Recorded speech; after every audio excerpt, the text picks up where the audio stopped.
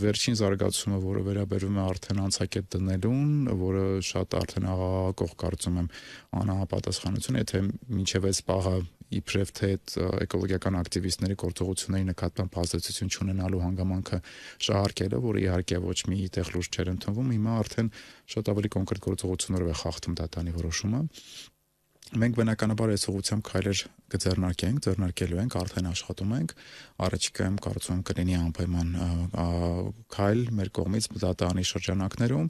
իսկ դատանի որոշման չկատարման փաստը ցավալի է, հասկանում եմ նաև, որ ակնկալիքները հանրության մոտ բավականին բարձր են, երբ որ դատանի որոշումը ընդունվում էր, հատկապես հաշվի առնելով դրա իրավաբանական պարտադիր ուժը, բնականաբար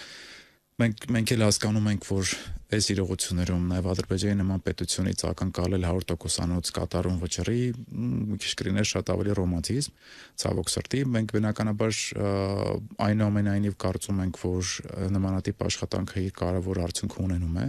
Իհարկե միգուցե այս պայն կարճաժամկետ մենք չկարողանանք գրանցել արդյունքները, բայց վստահ եմ երկարաժամկետ առումով սա կարևոր, պես ասած, քայլերի ամբողջությունն է կամ քայլերի մի մասն է,